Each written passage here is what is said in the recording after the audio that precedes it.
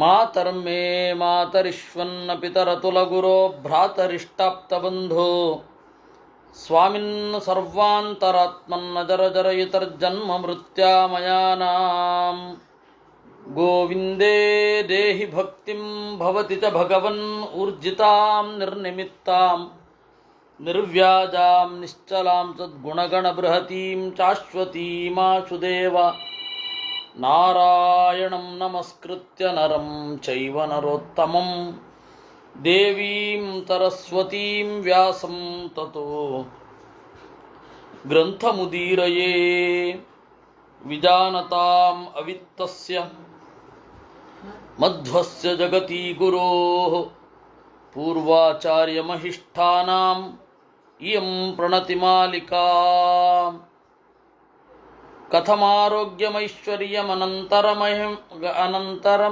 ಅನಂತಮರೇಶ್ವರ ಸ್ವಲ್ಪೇನ ತಪಸಾ ದೇವ ಭವೇನ್ಮೋಕ್ಷೋಥವಾ ನೃಣಾಂ ಕಿಮಜ್ಞಾತಂ ಮಹಾದೇವ ತ್ವತ್ಪ್ರಸಾದಾದಧೋಕ್ಷಜ ಸ್ವಲ್ಪಕೇನಾಪಿ ತಪಸಾ ಮಹತ್ಫಲಮಿಹೋಚ್ಯತಾಂ. ಆರೋಗ್ಯ ಹೇಗೆ? ಆರೋಗ್ಯ ಹೇಗೆ? ಐಶ್ವರ್ಯ ಹೇಗೆ? ಸ್ವಲ್ಪ ತಪಸ್ಸಿನಿಂದ ಮಹಾಫಲ ಹೇಗೆ ಪಡೆಯುವುದು ಅಂತ. ಇದೇನಿದು? ಅಡ್ಡದಾರಿಯನ್ನು ಯಾಕೆ ಹೇಳ್ತಾ ಇದ್ದಾರೆ ಅಂತ ಎಲ್ಲರಿಗೂ ಸಂದೇಹ ಬರುತ್ತೆ. ಈ ತರಹದ ಪ್ರಸಂಗಗಳಲ್ಲಿ ಯಾವ ರೀತಿ ಚಿಂತನೆ ಮಾಡಬೇಕು ಅಂತ ಭಾಗವತ ಹೇಳಿದೆ. ಯಥಾ ಭೈಷಜ್ಯ ರೋಚನಂ ಅಂತ ಔಷಧಿ ಕೊಡುತ್ತೆ. ಔಷಧಿ ಕೊಡೋದಕ್ಕಿಂತ ಮೊದಲು ಸಕ್ಕರೆ ಕೊಡ್ತಾರೆ. ಆ ರೀತಿ ಇದು ಕೂಡ ಬೇಗ ಫಲ ಸಿಗತ್ತೆ ಅಂತ. ಎಷ್ಟು ಕಾಲ ತಗೊಳ್ಳತ್ತೋ ಅಷ್ಟೇ ಕಾಲ ತಗೊಳ್ಳೋದು. ಸ್ವಲ್ಪ ಕಾಲದಲ್ಲಿ ಬಹಳ ಫಲ ಹೀಗಿಲ್ಲ. ಎಷ್ಟು ಕಾಲ, ಎಷ್ಟು ಯೋಗ್ಯತೆ, ಎಷ್ಟು ಪುಣ್ಯ, ಸ್ವಭಾವದ ಉನ್ನತಿ, ಇವುಗಳ ಮೇಲೇನೇ ಫಲ ಬರೋದು. ಯಾವುದೇ ಕಾರಣಕ್ಕೂ ಕಟ್ರೂಟ್ ಅಂತ ಇಲ್ಲ, ಅಡ್ಡದಾರಿ ಅಂತ ಇಲ್ಲ, ಸುಲಭದ ದಾರಿ ಅಂತ ಇಲ್ಲ. ಆದರೆ ಪುರಾಣದಲ್ಲಿ ಆ ತರಹದ ಚಿಂತನೆ ಬರುತ್ತೆ. ಯಾಕೆ ಅಂದರೆ ಬೇಗ ಪ್ರವೃತ್ತರಾಗಲಿ ಅಂತಷ್ಟೆ. ಆಗ ಬ್ರಹ್ಮದೇವರು ಈ ರೀತಿ ಪ್ರಶ್ನೆ ಮಾಡಿದ್ರು. ಆವಾಗ ನಾರಾಯಣ ಹೇಳ್ತಾನೆ, ದ್ವಾಪರಾಕ್ಷಂ ಯುಗಂ ತತ್ವತ್ ಅಷ್ಟಾವಿಂಶತಿಮಂ ಜಗುಹು. 7ನೆಯ ವೈವಸ್ವತ ಮನ್ವಂತರದಲ್ಲಿ ನಾರಾಯಣ ಕೃಷ್ಣನಾಗ್ತಾನೆ. 28ನೆಯ ದ್ವಾಪರ ಯುಗದಲ್ಲಿ ದ್ವಾಪರಾಕ್ಷಂ ಯುಗಂ ತದ್ವದಷ್ಟಾವಿಂಶತಿಮಂ ಜಗುಹು. ಆ ಅಷ್ಟಾವಿಂಶತಿ ಯುಗ ಇನ್ನೊಂದು 100 ವರ್ಷ ಇದೆ ಅಂತನ್ನುವಾಗ ಕೃಷ್ಣ ಪರಮಾತ್ಮ, 70 ವರ್ಷ ಇದೆ ಅನ್ನುವಾಗ ಕೃಷ್ಣ ಪರಮಾತ್ಮ ಹುಟ್ಟುತ್ತಾನೆ. ದ್ವಾಪರ ಯುಗದ ಕೊನೆಯಲ್ಲಿ ಹುಟ್ಟೋದು. ಪುರೀಂ ದ್ವಾರವತೀಂ ನಾಮ ಸಾಂಪ್ರತಮ್ಯ ಕುಶಸ್ಥಲಿ.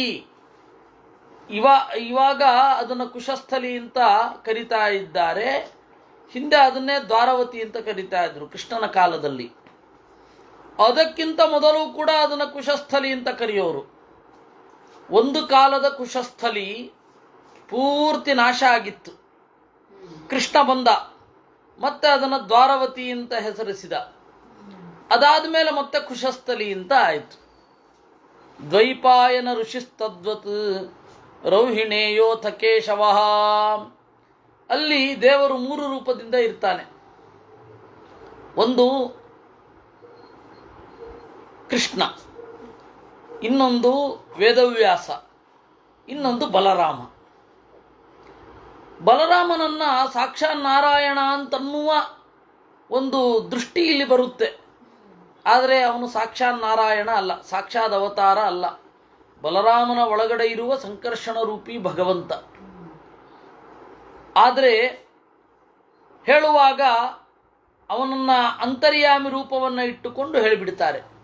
ಇದನ್ನು ಪುರುಷ ವ್ಯತ್ಯಾಸ ಅಂತ ಕರೀತಾರೆ. ಈ ರೀತಿಯೆಲ್ಲ ಪುರಾಣ ಮಾತನಾಡುತ್ತೆ. ಆಮೇಲೆ ಭೀಮಸೇನ ಇದೇ ಪ್ರಶ್ನೆಯನ್ನು ಕೇಳಿದ. ಒಂದು ಸರ್ತಿ ಎಲ್ಲ ಹೆಂಡತಿಯರೊಡನೆ, ಎಲ್ಲ ತಮ್ಮ ಸಂಬಂಧಿಕರೊಡನೆ ದೇವರು ಕುಳಿತಾಗ ಭೀಮಸೇನ ಇದೇ ಪ್ರಶ್ನೆ ಕೇಳಿದ. ಈ ಧರ್ಮದ ಪ್ರವರ್ತಕ ಭೀಮಸೇನ. ಭೀಮಸೇನನಿಗೆ ವೃಕೋದರ ಅಂತ ಹೆಸರು. ಯಾಕೆ ಅಂತಂದರೆ ಯಸ್ಯ ತೀಕ್ಷ್ಣೋ ವೃಕೋ ನಾಮ ಜಠರೇ ಹವ್ಯವಾಹನ. ವೃಕ ಅಂತನ್ನುವ ಹೆಸರಿನ ಅಗ್ನಿ. ಅದರಿಂದಾಗಿ ವೃಕ ಉದರ, ಹೆಬ್ಬೆರಳ ಗಾತ್ರದ ಅಂಗುಷ್ಠ ಮಾತ್ರ ಜಠರೇ ಪ್ರತಿಷ್ಠಿತಂ ಅಂತ. ನಿತ್ಯಂ ದಹಂ ವಿಶ್ವದಹಂಚ ವಿತ್ತತಂ ಅಂತ ಮಧ್ವಾಚಾರ್ಯರ ಜೀವನ ಚರಿತ್ರೆಯಲ್ಲಿ ಬರುತ್ತೆ. ವೃಕ ಅಂತನ್ನುವ ಅಗ್ನಿ ನನಗಿದೆ, ಅದರಿಂದಾಗಿ ಏನನ್ನೂ ತಿಂದು ಜೀರ್ಣಿಸಿಕೊಳ್ಳಬಲ್ಲೆ ಅಂತ. ಇಂತಹ ಮಧ್ವರು ಹೇಳಿದ ಪ್ರಮೇಯ ನಾನು ಭೀಮಸೇನ ಅನ್ನಲಿಕ್ಕೆ ಈ ತರಹದ್ದೊಂದಿದೆ ಅಂತ. ಪುರಾಣದಲ್ಲಿ ಅದಿದೆ. ವೃಕೋದರ ಅಂದರೆ ಇವರೆಲ್ಲ ತೋಳದಂತೆ ಹೊಟ್ಟೆಯವ ಅಂತ ಅರ್ಥ ಮಾಡ್ತಾರೆ. ತೋಳದಂತೆ ಹೊಟ್ಟೆ ಇಲ್ಲ ಭೀಮಸೇನನಿಗೆ. ಅದು ಬಡ ಅವನಿಗೇನು ಡುಮ್ಮ ಅಲ್ಲ ಭೀಮಸೇನ. ಹೊಟ್ಟೆ ಉಬ್ಬಿರಲಿಲ್ಲ, ಆದರೆ ಹೊಟ್ಟೆ ಮುಂದೇನು ಬಂದಿರಲಿಲ್ಲ. ಆದರೆ ವೃಕೋದರ, ವೃಕ ಅನ್ನೋದಕ್ಕೆ ತೋಳದಂತೆ ಹೊಟ್ಟೆ ಅಂತ ಅರ್ಥ ಮಾಡಬೇಕಾಗಿಲ್ಲ. ಅವನು ಪ್ರಶ್ನೆ ಮಾಡಿದ. ಆವಾಗ ಶ್ರೀಕೃಷ್ಣ ಪರಮಾತ್ಮ ಕೃಷ್ಣನನ್ನು ಹೇಗೆ ಪೂಜೆ ಮಾಡಬೇಕು, ಕೃಷ್ಣಾಷ್ಟಮಿ ಹೇಗೆ ಮಾಡಬೇಕು ಅಂತನ್ನೋದನ್ನು ನಿರೂಪಣೆ ಮಾಡಿದ. ಆಗ ಈ ರೀತಿ ಕೃಷ್ಣನನ್ನು ವಿಶೇಷವಾಗಿ ಆರಾಧನೆ ಮಾಡಿದ್ರೆ, ಏಕೆಂದರೆ ಈ ಯುಗಕ್ಕೆ ಅದು ಕೃಷ್ಣನನ್ನು ಆರಾಧನೆ ಮಾಡಿದ್ರೆ ಬೇಗ ಸಿದ್ಧಿಯಾಗತ್ತೆ. ಇದು ಇತಿ ಪೂರ್ವಕಥಾನುವಾದ. ಮತ್ಸ್ಯ ಪುರಾಣದಲ್ಲಿ ಹೋದ ಬಾರಿ ನಾವು ನೋಡಿದ್ದಾಗ 69ನೇ ಅಧ್ಯಾಯ ಆಗಿತ್ತು. ಈಗ 70ನೇ ಅಧ್ಯಾಯ ಆಗ್ತಾ ಇರೋದು. 70ನೇ ಅಧ್ಯಾಯವನ್ನು ನಾವಿಲ್ಲಿ ಹೇಳಬೇಕಿದೆ. ಬಹಳ ದಿವಸ ಆಗಿತ್ತಲ್ಲ, ಅದಕ್ಕಾಗಿ ನಾನು ಪೂರ್ವಕಥೆಯನ್ನು ಅನುವಾದ ಮಾಡಿದ್ದು. ಬ್ರಹ್ಮೋವಾಚ ವರ್ಣಾಶ್ರಮಾಣಾಂ ಪ್ರಭವಃ ಪುರಾಣೇಷು ಮಯಾ ಶ್ರುತಃ ಸದಾಚಾರಸ್ಯ ಭಗವನ್ ಧರ್ಮಶಾಸ್ತ್ರ ವಿನಿಶ್ಚಯಃ ಪಣ್ಯಸ್ತ್ರೀಣಾಂ ಸದಾಚಾರಂ ಶ್ರೋತುಮಿಚ್ಛಾಮಿ ತತ್ವತಃ ಅಂತ. ಇಲ್ಲಿ ನಮಗೆ ಒಂದು ಗೊತ್ತು, ವರ್ಣಾಶ್ರಮಗಳ ಹುಟ್ಟು ಹೇಗೆ ಅದನ್ನು ನಾನು ಕೇಳಿದ್ದೇನೆ. ಸದಾಚಾರದ ನಿರ್ಣಯ ಹೇಗೆ ಅದನ್ನು ಹೇಳಿ. ಎಲ್ಲಕ್ಕಿಂತ ಮಿಗಿಲಾಗಿ ನೀವು ಕೇಳಿದ್ರೆ ಒಂದೋ ಕಿವಿ ಮುಚ್ಕೊಳ್ತೀರ, ಒಂದೋ ನನ್ನ ಮಾತು ನಂಬಲ್ಲ. ಪಣ್ಯಸ್ತ್ರೀಣಾಂ ಸದಾಚಾರ.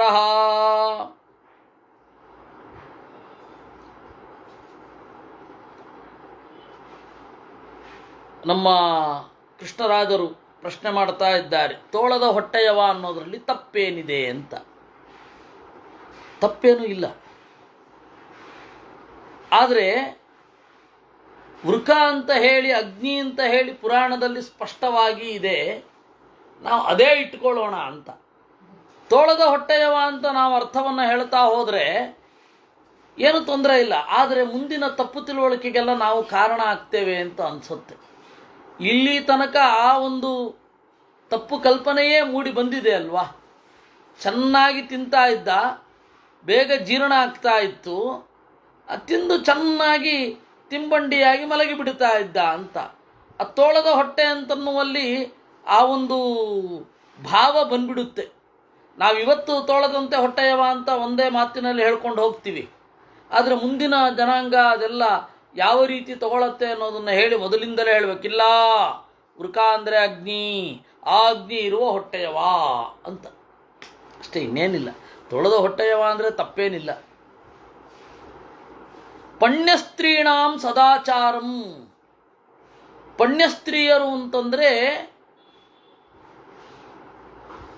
ವೇಶ್ಯೆಯರು, ನಗರವಧು, ಅವರಿಗೂ ಏನೊಂದು ಸದಾಚಾರ ಇದೆ ಅದು ಹೇಳಬೇಕು ಅಂತ. ಬಹಳ ವಿಶಿಷ್ಟ ಅದು. ನಗರ ಭೋಗ್ಯರು ಗಣಭೋಗ್ಯರು ಅಂತ ಯಾರಿದ್ದಾರೆ ಅವರಿಗೂ ಇರುವ ಸದಾಚಾರವನ್ನು ಕುರಿತು ಹೇಳಿ ಅಂತ. ಅಂದರೆ ಪುರಾಣ ಆಗಲಿ ಮಹಾಭಾರತ ಆಗಲಿ ಯಾರನ್ನೂ ಕೆಳಗಡೆ ಮಾಡಿಲ್ಲ. ಕರ್ಮದಿಂದ ಯಾರು ಕೆಳಗಡೆ ಇದ್ದಾರೆ ಅವ್ರ ಬಗ್ಗೆ ಹೇಳಿದೆ. ಆದರೆ ಎಂತಹವರಲ್ಲಿಯೂ ಕೂಡ ಶುದ್ಧವಾದ ಆತ್ಮ ಜೀವ, ಎತ್ತರಕ್ಕೆ ಏರಬಲ್ಲ ಜೀವ ಇದ್ದಾನೆ ಅನ್ನೋದನ್ನು ಪುರಾಣ ನಿರ್ಲಕ್ಷಿಸಿಲ್ಲ. ಬಹಳ ಜನ ಏನು ಅಂತಂದರೆ ಪುರಾಣ ಇರೋದೇ ತಾರತಮ್ಯ, ತಾರತಮ್ಯ ಅಂತಂದರೆ ಪಕ್ಷಪಾತ ಅಂತ. ಪಕ್ಷಪಾತ ನಾವು ಮಾಡಿಲ್ಲ. ತಪ್ಪು ಯಾರು ಮಾಡಿದರೂ ತಪ್ಪೇ ಪುರಾಣದ ಪ್ರಕಾರ, ಸರಿ ಯಾರು ಮಾಡಿದ್ರೂ ಸರಿಯೇ. ಎಂತಹ ಜೀವರ ಕೆಳಗಡೆಯೂ ಕೂಡ ಒಳಗಡೆಯೂ ಕೂಡ ಒಳ್ಳೆ ಜೀವ ಇರ್ಬೋದು, ಎಂತಹ ದೇಹದಲ್ಲಿಯೂ ಕೂಡ. ಅದಕ್ಕೆ ನೋಡಿ ಪ್ರಹ್ಲಾದನನ್ನು ಹೇಳಿದೆ, ಬಲಿಯನ್ನು ಹೇಳಿದೆ, ಬಾಣನನ್ನು ಮಿಗಿಲು ಅಂತ ಹೇಳಿದೆ. ಹಾಗಂತ ಹೇಳಿ ಇಂದ್ರ ಮಾಡಿದ ತಪ್ಪನ್ನು ಮುಚ್ಚಿಟ್ಟಿಲ್ಲ. ದೇವತೆಗಳ ಅಸುರಾವೇಶ ಅದನ್ನು ಮುಚ್ಚಿಟ್ಟಿಲ್ಲ. ಚಂದ್ರ ಮಾಡಿದ ತಪ್ಪನ್ನು ಮುಚ್ಚಿಟ್ಟಿಲ್ಲ. ಚಂದ್ರನಿಗೆ ಈ ತಾರೆಯನ್ನು ಕುರಿತಾದ ಒಂದು ಸಮಸ್ಯೆ ಇದ್ದದ್ರಿಂದ, ಸುಗ್ರೀವನಿಗೆ ತಾರೆಯನ್ನು ಕುರಿತಾದ ಸಮಸ್ಯೆ ಇದ್ದದ್ರಿಂದ ತಪ್ಪಾಯಿತು ಅಂತ ಕೂಡ ಹೇಳಿದ್ದಾರೆ. ಅವರ ಜೀವನದಲ್ಲಿ ಎಲ್ಲಿ ತೊಂದರೆ ಬಂತು ಅಂತಲೂ ಹೇಳಿದ್ದಾರೆ. ಶಚಿ ಎಲ್ಲಿ ತೊಂದರೆಗೆ ಒಳಗಾದ್ಲು ಅಂತ ಕೂಡ ಹೇಳಿದ್ದಾರೆ. ಅದರಿಂದ ಪುರಾಣ ತಟಸ್ಥ, ಶಾಸ್ತ್ರ ಅಂತನ್ನೋದು ಯಾವುದೇ ಕಾರಣಕ್ಕೂ ಪಕ್ಷಪಾತ ಮಾಡಲ್ಲ. ಅದರಿಂದಾಗಿ ತಾರತಮ್ಯ ಅಂದರೆ ಹೈರಾರ್ಕಿಯನ್ನು ಹೇಳುತ್ತೆ, ಒಪ್ಕೊಳ್ಳೋಣ. ತಸ್ಮಿನ್ನೇವ ಯುಗೆ ಬ್ರಹ್ಮನ್ ಸಹಸ್ರಾಣಿ ಷೋಡಶ ವಾಸುದೇವಸ್ಯ ನಾರೀಣಾಂ ಭವಿಷ್ಯತ್ಯಂಬುಜೋದ್ಭವ. ಈ ಪಣ್ಯಸ್ತ್ರೀಣಾಂ ಸದಾಚಾರಂ ಅಂತ ಹೇಳಿದ್ರಲ್ಲ, ಆ ವಿಚಾರದ ಬಗ್ಗೆ ಹೇಳಬೇಕಿದೆ. ಏನು? ನಗರವಧೂಗಳಿಗೂ ಕೂಡ ನಮಗೆ ಇರುವ ಸದಾಚಾರವೇ ಅಪ್ಲೈ ಆಗತ್ತೆ ಅಂತ ಪುರಾಣ ಹೇಳೋದಿದೆ. ಅವರು ಏಕಾದಶಿ ಉಪವಾಸ ಮಾಡ್ಬೋದು. ಏಕಾದಶಿ ಉಪವಾಸಕ್ಕೆಲ್ಲರೂ ಅಧಿಕಾರಿಗಳು. ಇವರು ಏಕಾದಶಿ ಉಪವಾಸ ಮಾಡಬಾರದು, ಇವ್ರು ಮಾಡಬೇಕು ಅಂತ ಇಲ್ಲ, ಎಲ್ಲರೂ ಮಾಡಬೇಕು.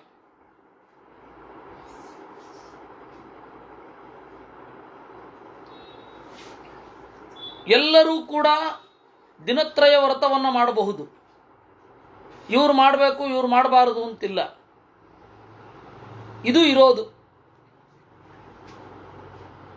ಆದರೆ ಪುರಾಣ ಏನು ಮಾಡುತ್ತೆ, ಒಂದು ಸ್ವಲ್ಪ ಸುತ್ತಿ ಬಳಸಿ ವಿಷಯವನ್ನು ಸಂಕೀರ್ಣವಾಗಿ ಹೇಳುತ್ತೆ. ಅದು ಪುರಾಣದ ಸಹಜ ಸ್ವಭಾವ. ಕೆಲವೊಮ್ಮೆ ಏನಾಗುತ್ತೆ, ಮಾತು ಅಂತನ್ನೋದೇ ಸಂಕೀರ್ಣ ಆಗತ್ತೆ. ನಾವು ಅಂದುಕೊಂಡ್ರು ಅಂದುಕೊಳ್ಳದೆ ಹೋದರೂ ಮಾತು ಸಂಕೀರ್ಣ ಆಗತ್ತೆ. ಆ ಕಥೆಯನ್ನು ಹೇಳ್ತಾ ಇದೆ ನೋಡಿ. ಕೃಷ್ಣನಿಗೆ 16,100 ಮಂದಿ ಹೆಂಡಿರು.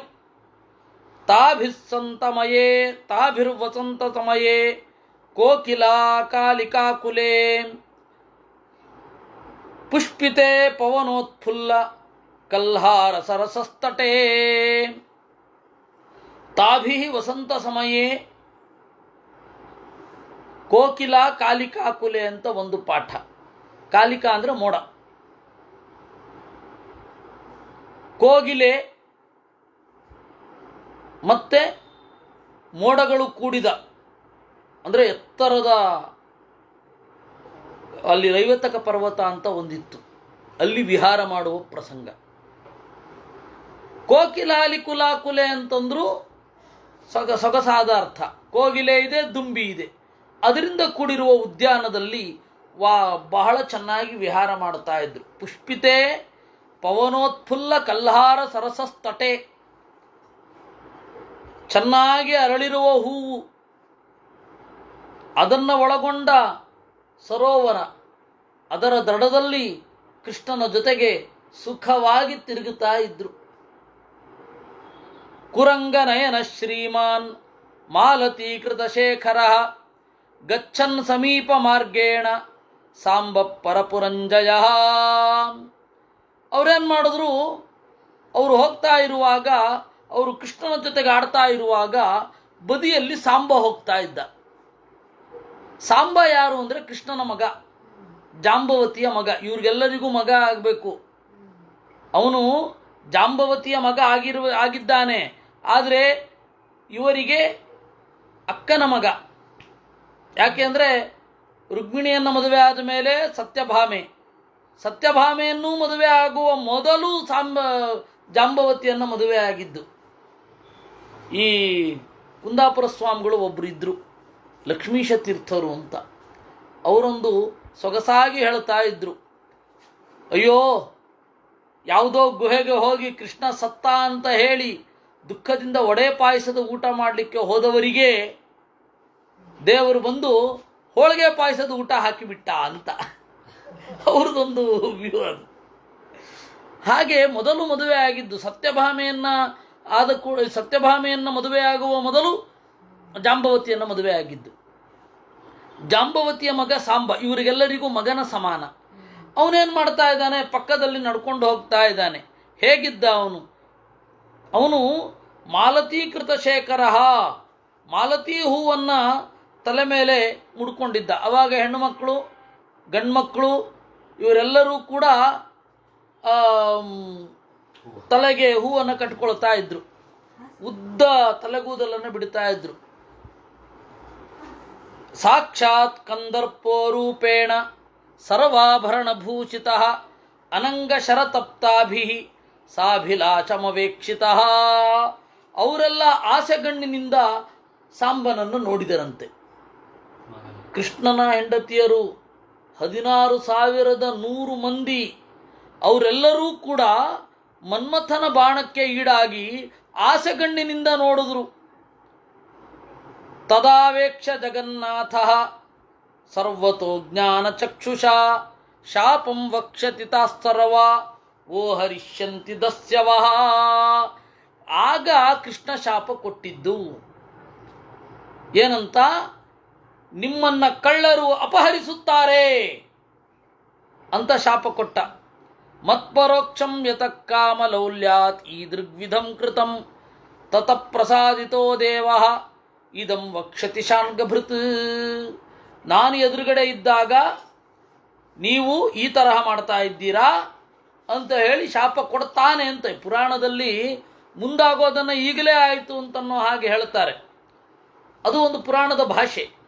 ಪುರಾಣದಲ್ಲಿ ಈ ಕಾಲದ ಚಿಂತನೆಗಳಿದೆಯಲ್ಲ, ಅದು ಹಿಂದಾಗಿದ್ದು ಮುಂದಾಗೇ ಆಗತ್ತೆ, ಮುಂದಾಗಿದ್ದು ಹಿಂದೆ ಆಗು ಹೋಯಿತು ಅನ್ನುವ ರೀತಿಯಲ್ಲಿ ಬಳಸ್ತಾರೆ. ಅದಕ್ಕೆ ನಾನು ಕಾಂಪ್ಲೆಕ್ಸ್ ಅಂತ ಹೇಳಿದ್ದು, ಸಂಕೀರ್ಣವಾಗಿ ಹೇಳುತ್ತೆ ಪುರಾಣದ್ದು ಅಂತ. ಇರಲಿ, ಶಾಪ ಕೊಟ್ಟ. ತಾಭಿಶಾಪಾಭಿತಪ್ತಾಭಿ ಭಗವಾನ್ ಭೂತಭಾವನಃ ಉತ್ತಾರಭೂತಂ ದಾಸತ್ವಂ ಸಮುದ್ರಾತ್ ಬ್ರಾಹ್ಮಣ ಪ್ರಿಯ. ಆಮೇಲೇನು ಮಾಡಿದ, ಅವರೆಲ್ಲರೂ ಕೂಡ ದೇವರನ್ನು ಒಲಿಸಿದರು, ನಮ್ಮದು ತಪ್ಪಾಯಿತು ಅಂತ. ಆಗ ದೇವರೇನು ಮಾಡಿದ, ಉಪದೇಕ್ಷತ್ಯನಂತಾತ್ಮ ಭಾವಿ ಕಲ್ಯಾಣಕಾರಕಂ ಭವತೀನಾಂ ರುಚಿರ್ದಾಲ್ಭ್ಯೋ ಯದ್ವ್ರತಂ ಕಥಯಿಷ್ಯತಿ. ನಿಮಗೆಲ್ಲರಿಗೂ ದಾಲ್ಭ್ಯ ಅನ್ನುವ ಋಷಿ ಬಂದು ಒಂದು ವ್ರತವನ್ನು ಉಸುರುತ್ತಾನೆ. ತದೈವೋತ್ತಾರಯಣಾಯಾಲಂ ದಾಸತ್ವೇಪಿ ಭವಿಷ್ಯತಿ. ನೀವು ಆ ಕಳ್ಳರ ಕೈನಲ್ಲಿ ಸಿಕ್ಕಿರ್ತೀರಲ್ಲ, ಆ ದಾಸ್ಯದಿಂದ ಉದ್ಧಾರ ಆಗ್ತೀರಾ. ನಿವೃತ್ತೇ ಮೌತಲೆ ತದ್ವತ್ ಕೇಶವೇ ದಿವಮಾಗತೆ ಶೂನ್ಯೇ ಯದುಕುಲೇ ಸರ್ವೈ ಚೌರೈರಪಿ ಜಿತೇರ್ಜುನೇ. ಯಾವಾಗ ಆಯಿತು ಅಂತಂದರೆ ಈ ಮಾತು ಅರ್ಜುನನಿಗೆ 105 ವರ್ಷ 6 ತಿಂಗಳು. ಆ ಸಂದರ್ಭದಲ್ಲಿ ದ್ವಾರಕೆಯಿಂದ ಸುದ್ದಿ ಬಂತು, ಪ್ರಭಾಸದಲ್ಲಿ ಯಾದವರೆಲ್ಲ ಹೊಡೆದಾಡಿಕೊಂಡಿದ್ದಾರೆ, ಕುಲನಾಶ ಆಗಿದೆ, ನೀನು ಬಂದು ವ್ಯವಸ್ಥೆ ಮಾಡಬೇಕಂತೆ ಅಂತ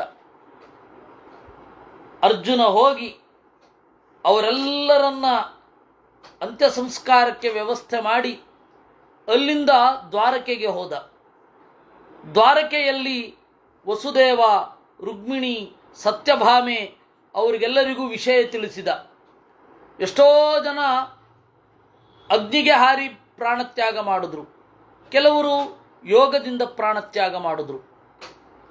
ಅಲ್ಲಿ ಇರುವ ಎಲ್ಲ ಸಂಪತ್ತು, ಅಲ್ಲಿ ಇರುವ ಎಲ್ಲ ಪಶು ಸಂಪತ್ತು, ಮತ್ತು ಅಳಿದು ಉಳಿದ ಕುಮಾರರು, ಪುಟ್ಟ ಪುಟ್ಟ ಹುಡುಗರು, ಅನಿರುದ್ಧನ ಮಗ ವಜ್ರ ಇದ್ದ ಅವನನ್ನು, ಆಮೇಲೆ ಈ 16,100 ಮಂದಿ ಸ್ತ್ರೀಯರು ಎಲ್ಲರನ್ನೂ ಕರ್ಕೊಂಡು ಬರ್ತಾ ಇರಬೇಕಾದ್ರೆ ಬೇಡರು ಎದುರಾದರು. ಕೃಷ್ಣ ಸತ್ತಿದ್ದಾನೆ ಅಂತಂದು ಕೂಡಲೇ ಎಷ್ಟೋ ಜನ ಕಳ್ಳರಾಗ್ಬಿಟ್ರು. ಕಳ್ಳರಾಗಿ ಇವನನ್ನ ಏಮಾರಿಸಿದರು. ಇವನಿಗೆ ಏನು ಮಾಡಲಿಕ್ಕಾಗಲಿಲ್ಲ, ಹೆಣ್ಮಕ್ಳನ್ನ ಎತ್ಕೊಂಡು ಹೋಗ್ತಾ ಇದ್ದಾರೆ. ನಾಸ್ತ್ರಾಣಿ ಸ್ಮೃತಿಮಾಯಯುಹು, ಅಸ್ತ್ರಗಳು ಯಾವುದು ನೆನಪಿಗೆ ಬರಲಿಲ್ಲ ಅವನಿಗೆ. ಅರ್ಜುನನಿಗೆ ತಟಸ್ಥನಾಗಿಬಿಟ್ಟ. ಕಡೆಗೆ ಹೇಗಾದರೂ ಮಾಡಿ ಉಳಿಸಿಕೊಳ್ಳೋಣ ಅಂತ ಹೇಳಿ ಆ ಗಾಂಡೀವವನ್ನು ಹಿಡಿದು ಆ ಉದ್ದ ಕೋಲು ಅದರಿಂದಲೇ ಹೊಡಿಲಿಕ್ಕೆ ಶುರು ಮಾಡಿದ. ಸ್ವಲ್ಪ ಜನರನ್ನು ರಕ್ಷಣೆ ಮಾಡಿದ, ಆದರೆ ಆ ತರಹ ರಕ್ಷಣೆ ಮಾಡಲಿಕ್ಕಾಗಲಿಲ್ಲ. ನೋಡಿ ಎಂತಹ ಪರಿಸ್ಥಿತಿ ಬಂದ್ಬಿಡತ್ತೆ ದೇವರ ಅನುಗ್ರಹ ಇಲ್ಲದೆ ಹೋದರೆ. ಆ ರೀತಿ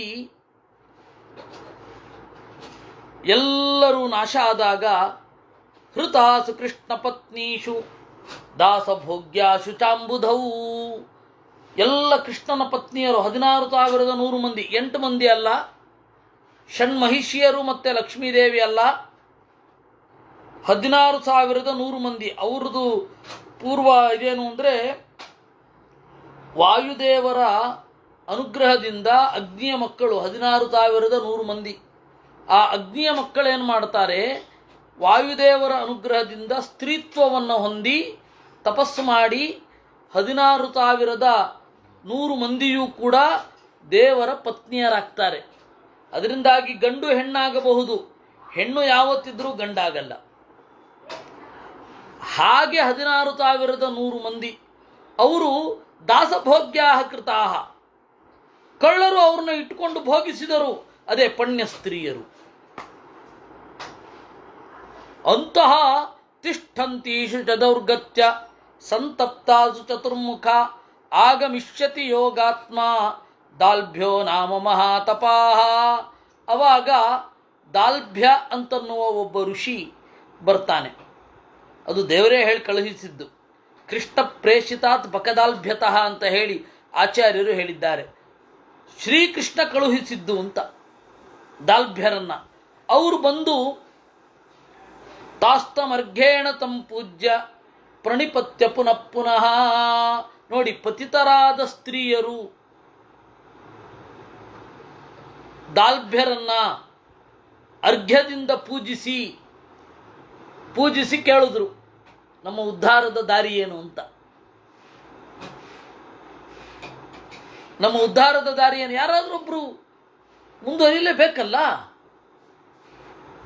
ದೇವರು ಎಲ್ಲರ ಮೇಲೂ ಕರುಣೆ ಇಟ್ಟಿರ್ತಾನಲ್ವಾ. ಕೆಲವೊಬ್ರು ನೀವು ಹಾಗೆ ಅಂತ ಹೇಳೋದುಂಟು, ಅಲ್ಲ ದೇವರೇ ಕ್ಷಮಿಸ್ತಾನಂತೆ. ಇನ್ನು ನಾವು ಯಾವ ಲೆಕ್ಕ? ನೋಡಪ್ಪ ಈ ತರಹ ಮಾಡಿ ಅಂತ ಅವರಲ್ಲಿ ಬೇಸಿಕ್ ಒಳ್ಳೆತನ ಅಂತ ಏನಿರುತ್ತೆ ಅದನ್ನು ನೆಮ್ಮಿಕೊಂಡು ಮುಂದೆ ಹೋಗಬೇಕು. ನಾವೀಗ ಹೇಳ್ತೇವಲ್ಲ, ನಿಮಗೆ ವೇದಾಧಿಕಾರ ಇಲ್ಲ ಅಂತ. ಅಯ್ಯೋ ರಾಮ, ವೇದಾಧಿಕಾರ ಇಟ್ಕೊಂಡವ್ರು ಎಷ್ಟು ಓದಿದ್ದೀರ? ಆ ರೀತಿ ಇದು. ದೇವರು ನಮ್ಮ ಕೈಯಲ್ಲಿಲ್ಲ, ನಾವೇನು ದೇವರು ಗುತ್ತಿಗೆ ಹಿಡಿದಿಲ್ಲ.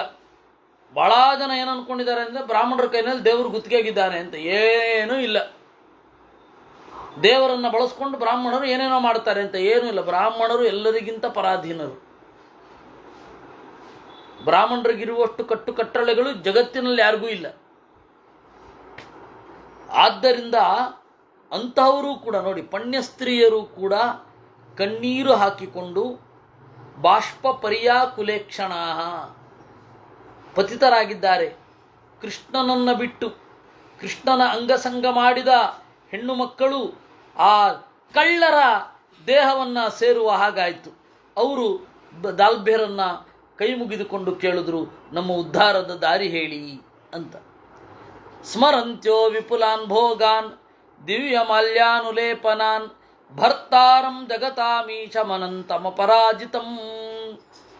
ದೇವರಿಂದ ಏನೇನು ಭೋಗವನ್ನು ಅನುಭವಿಸಿದೆವು, ಎಲ್ಲ ದಿವ್ಯ ದೇವಲೋಕದ ಮಾಲೆಯನ್ನು ಅನುಭವಿಸಿದೆವು, ದೇವಲೋಕದ ಉಣಿಸನ್ನು ಅನುಭವಿಸಿದೆವು, ದೇವಲೋಕದ ಆಭರಣವನ್ನು ತೊಟ್ಟೆವು.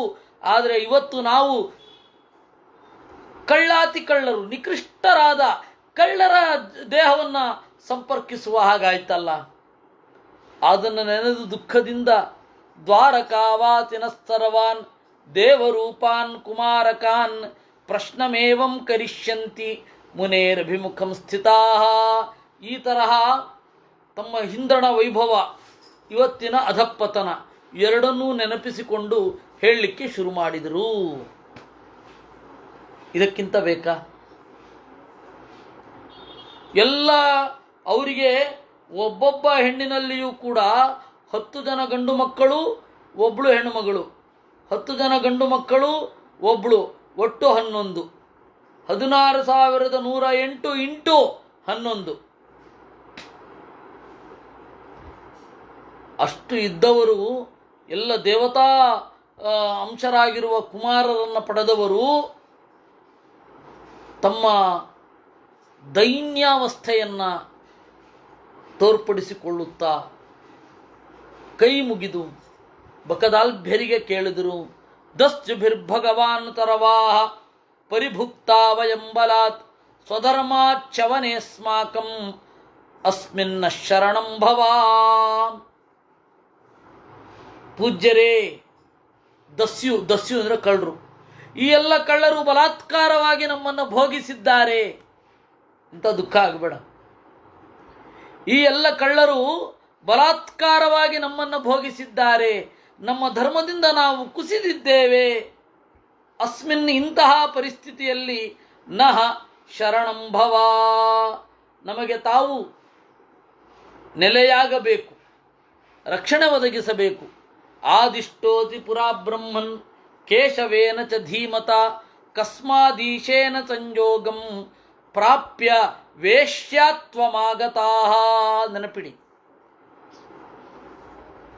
ನಾವು ಒಂದು ಕಾಲದಲ್ಲಿ ಕೃಷ್ಣನೊಡನೆ ಅಂಗಸಂಗವನ್ನು ಮಾಡಿದವರು. ಹೀಗೆ ಯಾಕಾದೆವು? ವೇಶ್ಯೆಯರಾದೆವು ಯಾಕೆ? ಬಲೋಪಭೋಗ್ಯರು. ಈ ಮಿಲಿಟೆಂಟ್ಗಳು ಮತ್ತು ನಕ್ಸಲರು ಸೆಕ್ಸ್ ಸ್ಲೇವ್ ಅಂತ ಹೇಳಿ ಒಂದು ಇಟ್ಕೊಳ್ತಾರವರು. ಇವರು ಯಾರು ರಾಮನನ್ನು ಕೃಷ್ಣನನ್ನು ಬೈಯುವವರು ಯಾರೂ ಕೂಡ ನೀತಿವಂತರಾಗಿ ಇಲ್ಲ. ಅವನು ನಗರದಲ್ಲಿರುವ ಸಾಹಿತಿಯಾಗಿರಬಹುದು, ಕಾಡಿನಲ್ಲಿ ಅಡಗುವ ಬಂದೂಕುಧಾರಿಯಾಗಿರಬಹುದು, ಯಾರೂ ಕೂಡ ನೀತಿವಂತರಂತೂ ಅಲ್ಲವೇ ಅಲ್ಲ. ಯಾರು ಬ್ರಾಹ್ಮಣರನ್ನು ಯದ್ವಾ ತದ್ವಾ ಬೈತಾನೆ, ತಪ್ಪನ್ನು ಹೇಳಲಿ, ಇಲ್ಲ ಅನ್ನಲ್ಲ. ಆದರೆ ನಾವು ನಮ್ಮ ಒಳಗಡೆ ಇದ್ದು ನಾವು ತಪ್ಪು ಹೇಳ್ತೀವಿ, ಇದು ಇವ್ರು ಮಾಡ್ತಾ ಇರೋದು ತಪ್ಪು ಅಂತ ನಾವು ಹೇಳ್ತೇವೆ. ತಪ್ಪನ್ನು ಹೇಳೋದು ಬೇರೆ, ಆದರೆ ಅವರು ದ್ವೇಷಿಗಳಾಗಿ ಮಾಡ್ತಾರೆ. ಆದರೆ ಅವರು ಮಾಡಿದ್ದೇನು? ಯಾರ್ಯಾರು ಬ್ರಾಹ್ಮಣರನ್ನು ಉತ್ಕಟವಾಗಿ ಭಯೋತ್ಪಾದಕರ ರೀತಿ ಚಿತ್ರಿಸ್ತಾರೆ, ಅವರು ಯಾರ ಕ್ಯಾರೆಕ್ಟರ್ ಚೆನ್ನಾಗಿಲ್ಲ. ನಾನು ಹೇಳ್ತಾ ಇರೋದು ಕಾರ್ಲ್ ಮಾರ್ಕ್ಸಿನಿಂದ ಹಿಡಿದು ಮೊನ್ನೆಯವರೆಗೂ ಯಾರದು ಕ್ಯಾರೆಕ್ಟರ್ ಚೆನ್ನಾಗಿಲ್ಲ. ಇವರೇನು ಕೃಷ್ಣನ ಬಗ್ಗೆ ರಾಮನ ಬಗ್ಗೆ ಮಾತನಾಡೋದು? ಅದರಿಂದ ಅವರು ನೋಡಿ, ಎಲ್ಲರಿಗೂ ಕೂಡ ಒಂದು ಅವಕಾಶ ಇದೆ, ಒಂದು ಪ್ರೀತಿ ಇದೆ. ಇವರಿಗೂ ಕೃಷ್ಣನ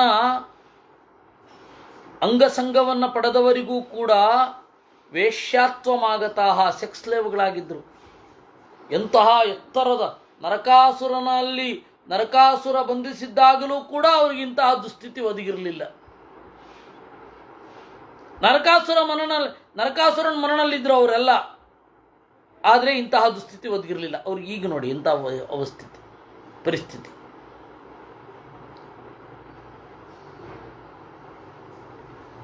ವೇಶ್ಯಾನಾಮಪಿ ಯೋ ಧರ್ಮಃ ತನ್ನೋ ಬ್ರೂಹಿ ತಪೋಧನ ಕಥಯಿಷ್ಯತ್ಯತಸ್ತಾಸಾಂ ಸದಾಲ್ಭ್ಯಶ್ಚೇಕಿತಾಯನಃ. ಆಗ ಚೈಕಿತಾಯನ ದಾಲ್ಭ್ಯ, ಅವರಪ್ಪನ ಹೆಸರು ಚಿಕಿತಾಯನ ಅಂತ, ಅದಕ್ಕೆ ಅವನಿಗೆ ಚೈಕಿತಾಯನ. ಆ ಚೈಕಿತಾಯನ ದಾಲ್ಭ್ಯ ಹೇಳಿದ, ಜಲಕ್ರೀಡಾ ವಿಹಾರೇಶು ಪುರಾತರತಿಮಾನತೆ ಭವತೀನಾಂ ಚ ತರವಾತಾಂ ನಾರದೋಭ್ಯಾಚಮಾಗತಃ. ನೀವೆಲ್ಲರೂ ಕೂಡ ಜಲಕ್ರೀಡೆ ಮಾಡ್ತಾ ಇರುವಾಗ ನೀವು ಮಾನಸದಲ್ಲಿ ಜಲಕ್ರೀಡೆ ಮಾಡ್ತಾ ಇದ್ರಿ. ಆಗ ನಾರದರು ಬಂದರು. ಹುತಾಶನ ಸುತಾಸ್ಸರವಾಹ ಭವಂತ್ಯೋಪ್ಸರತಾ ಪುರ ಅಪ್ರಣಮ್ಯಾವಲೇಪೇನ ಪರಿಪೃಷ್ಟ ಸಯೋಗವಿತ್. ಇನ್ನೊಂದು ತಪ್ಪು ಸೇರಿಕೊಂಡಿತ್ತು. ಏನು? ಬಹಳ ಹಿಂದೆ ನೀವು ಮಾನಸ ಸರೋವರದಲ್ಲಿ ಕ್ರೀಡೆ ಆಡ್ತಾ ಇದ್ದಾಗ ನಾರದರು ಬಂದರು. ನಾರದರಿಗೆ ನಮಸ್ಕಾರ ಮಾಡಲಿಲ್ಲ. ನೀವು ನಮಸ್ಕಾರ ಮಾಡದೇನೆ ಪ್ರಶ್ನೆ ಕೇಳಿದ್ರಿ. ಬಹಳ ದೊಡ್ಡವರು ಬಂದರೆ ನಮಸ್ಕಾರ ಮಾಡಬೇಕು, ಮಾಡಲಿಲ್ಲ. ಅಲ್ಲದೆ ಕೇಳಿದ್ರಿ ಏನಂತ, ಕಥಂ ನಾರಾಯಣೋಸ್ಮಾಕಂ ಭರ್ತಾ ಸ್ಯಾದಿತ್ಯುಪಾದಿ ಚ. ನಾರಾಯಣ ಹೇಗೆ ನಮಗೆ ಗಂಡನಾಗ್ತಾನೆ ಆ ರೀತಿಯು ಹೇಳಿ ಅಂತ ಕೇಳಿದ್ರಿ ನೀವು. ಇದು ನೋಡಿ, ನಮಗೆ ಬೇಕಾದದ್ದನ್ನು ಕೇಳೋದು, ಕೇಳಬೇಕಾದ್ರೆ ದರ್ಪದಿಂದ ಕೇಳೋದು. ಇನ್ನು ಕೆಲವರು ಇದ್ದಾರೆ, ನಿಮಗೆ ಗೊತ್ತಿದ್ರೆ ಹೇಳಿ ಅಂತಾರೆ. ಗೊತ್ತಿದ್ರೆ ಹೇಳಿ ಅಂತ ನೀವು ಹೇಳೋದಲ್ಲ, ಯಾಕೆ ನಿಮಗೆ ಬೇಕು. ಗೊತ್ತಿಲ್ಲದೆ ಹೋದರೆ ನಾವೇ ಹೇಳ್ತೀವಿ. ಅಂದರೆ ಯಾರು ಕೇಳ್ತಾರೋ ಅವರೇ ಹೇಳ್ತಾರೆ. ಕೇಳಬೇಕಾದ್ರೇನೆ ನಿಮ್ಗದು ಗೊತ್ತಾ, ಹೇಳಿ ನೋಡೋಣ ಅಂತಾರೆ. ಅವ್ರಿಗೆ ಬೇಕಿರುತ್ತದು.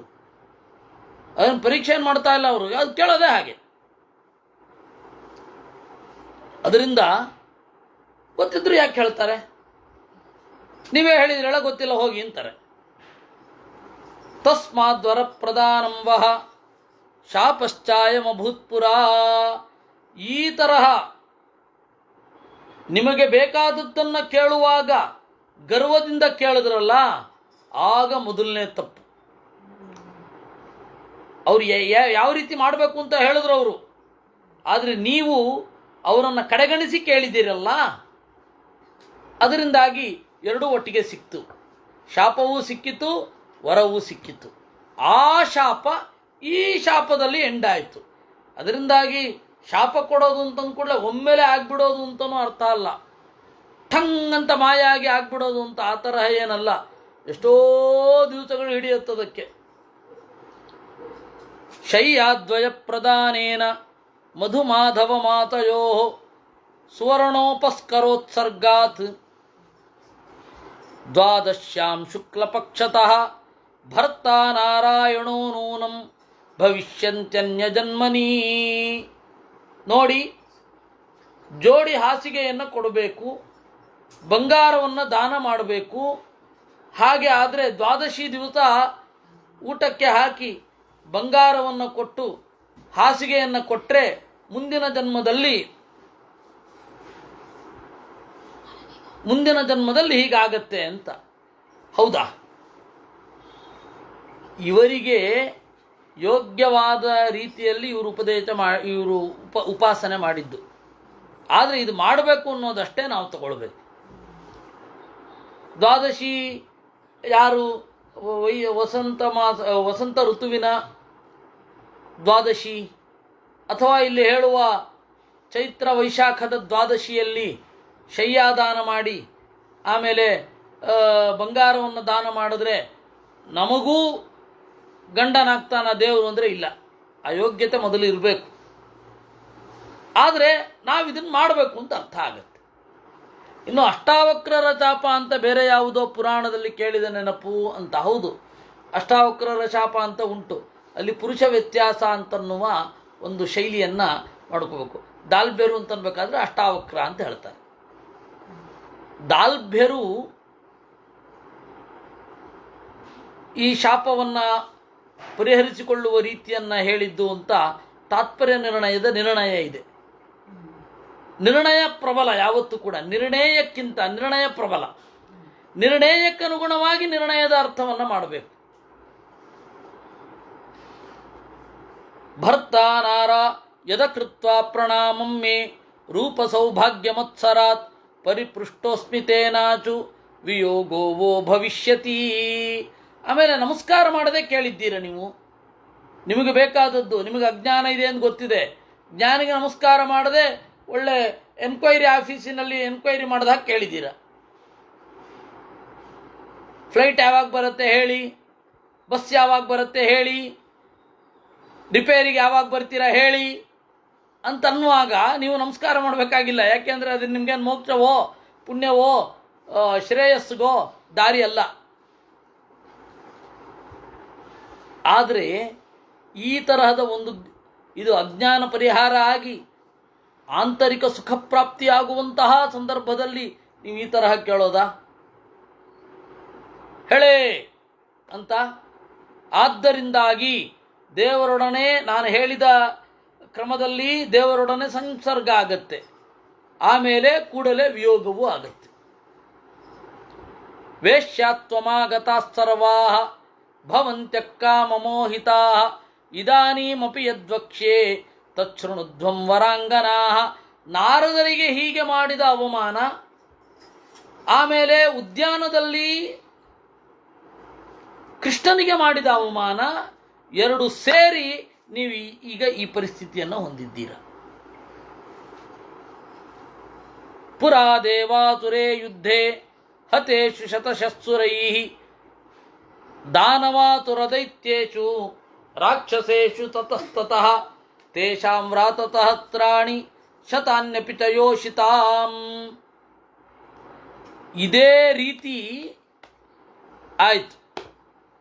ಏಕೆಂದರೆ ನೀವೇ ಮೊದಲಲ್ಲ, ನಿಮಗೇನೆ ನಿಮಗೆ ಮಾತ್ರ ಇದನ್ನು ಹೇಳ್ತಾ ಇರೋದಲ್ಲ, ನಿಮ್ಮ ರೀತಿ ಯಾರ್ಯಾರು ಇರ್ತಾರೆ ಅವರಿಗೆಲ್ಲರಿಗೂ.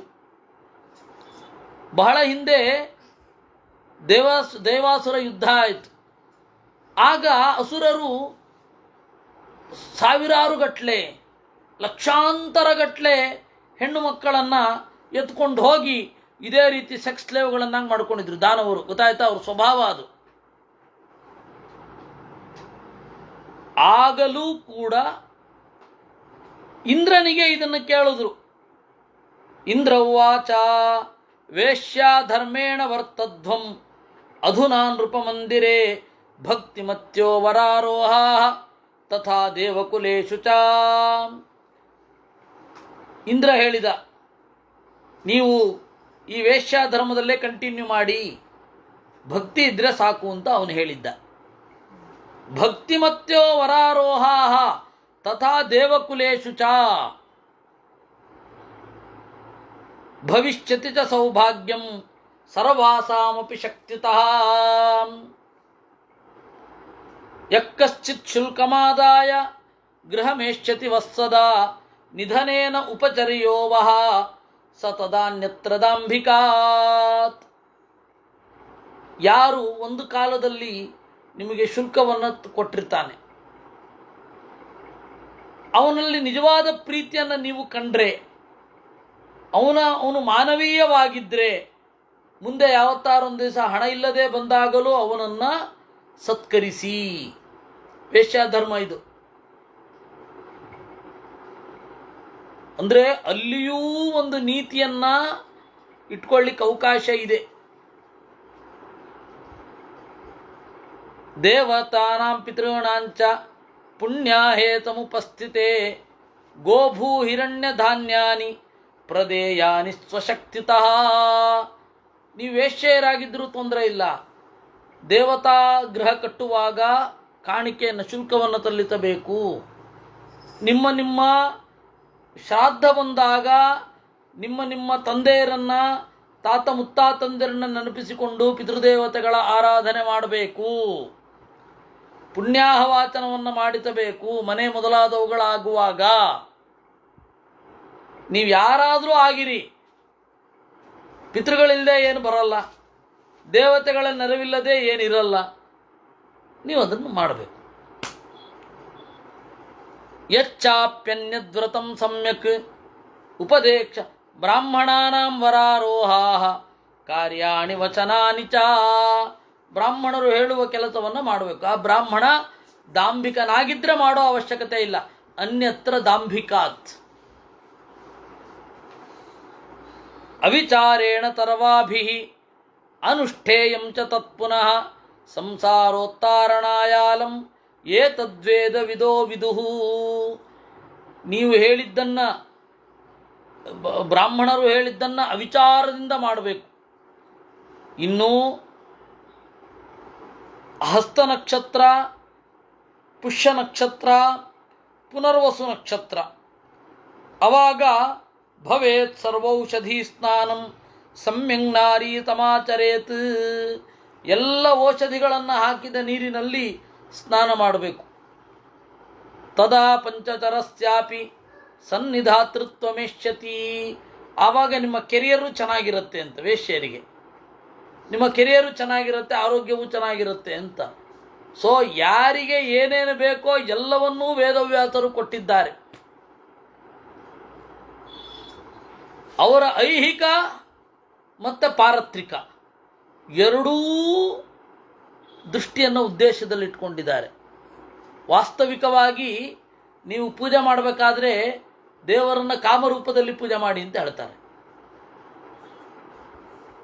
ಮದನನ ಒಳಗಡೆ ದೇವರಿದ್ದಾನೆ, ಮನ್ಮಥನ ಒಳಗಡೆ ಇರುವ ದೇವರನ್ನು ನೀವು ಪೂಜೆ ಮಾಡಬಹುದು ಅಂತ. ಕಾಮಾಯ ಪಾದವು ಸಂಪೂಜ್ಯ ಜಂಘೇವೋ ಮೋಹಕಾರಿಣೆ. ದೇವರನ್ನು ಪೂಜೆ ಮಾಡಬೇಕಾದ್ರೆ ಈ ರೀತಿ, ಕಾಮನೆ ಪಾದಗಳನ್ನು ಪೂಜಿಸುತ್ತೇನೆ, ಮೋಹಕಾರಿಯೇ ನಿನ್ನ ಹಿಮ್ಮಡಿಯನ್ನು ಪೂಜಿಸುತ್ತೇನೆ, ಕಂದರ್ಪನಿಧಿಯೇ ನಿನ್ನ ಮೇಢ್ರವನ್ನು, ಕಟಿಂ ಪ್ರೀತಿಮತೆ ನಮಃ, ಕಟಿಂ ಪ್ರೀತಿಮತೆ ನಮಃ, ಪ್ರೀತಿಮಂತನೇ ನಿನ್ನ ಸೊಂಟವನ್ನು ಪೂಜಿಸುತ್ತೇನೆ, ನಾಭಿಂ ಸೌಖ್ಯ ಸಮುದ್ರಾಯ, ಸೌಖ್ಯ ಸಮುದ್ರನೇ ನಿನ್ನ ನಾಭಿಯನ್ನು ಪೂಜಿಸುತ್ತೇನೆ, ವಾಮಾಯ ಚ ತಥೋದರಂ, ವಾಮನೇ ಹೊಟ್ಟೆಯನ್ನು, ಹೃದಯಂ ಹೃದಯೇತಾಯ, ಹೃದಯೇಶನೇ ನಿನ್ನ ಹೃದಯವನ್ನು ಪೂಜಿಸುತ್ತೇನೆ, ಸ್ತನಾವಾಹ್ಲಾದಕಾರಿಣೆ, ಆಹ್ಲಾದಕಾರಿಯೇ ನಿನ್ನ ಎದೆಯನ್ನು ಪೂಜಿಸುತ್ತೇನೆ, ಉತ್ಕಂಠ ಏತಿ ವೈಕುಂಠಂ ಹಾಸ್ಯಂ ಆನಂದಕಾರಿಣೇ, ಉತ್ಕಂಠನೇ ನಿನ್ನ ಮೋರೆಯನ್ನು ಪೂಜಿಸುತ್ತೇನೆ, ಪುಷ್ಪಚಾಪನೇ ನಿನ್ನ ಎಡತೋಳನ್ನು, ಪುಷ್ಪಬಾಣನೇ ನಿನ್ನ ಬಲತೋಳನ್ನು, ಮಾನಸನೇ ನಿನ್ನ ತಲೆಯನ್ನು, ವಿಲೋಲನೇ ನಿನ್ನ ಕೂದಲನ್ನು ಪೂಜಿಸುತ್ತೇನೆ, ಸರ್ವಾತ್ಮನೇ ನಿನ್ನ ಸರ್ವಾಂಗವನ್ನು ಪೂಜೆ ಮಾಡುತ್ತೇನೆ ಅಂತ. ನಾನು ಯಾಕೆ ಇದನ್ನು ಹೇಳಿದ್ದು ಅಂತಂದರೆ, ಕಾಮ ಪೂಜೆ ಹೀಗೆ ಮಾಡಬೇಕು ಅಂತ. ಈಗ ಊರು ಅಂತಂದಮೇಲೆ ಇಬ್ಬರಿದ್ದೇ ಇರ್ತಾರೆ. ಒಂದು ವೇಶ್ಯೆಯರು, ಇನ್ನೊಂದು ಗೂಢಚಾರರು. ಇದು ಜಗತ್ತಿನ ಅತ್ಯಂತ ಪ್ರಾಚೀನ ವೃತ್ತಿ ಇವೆರಡು.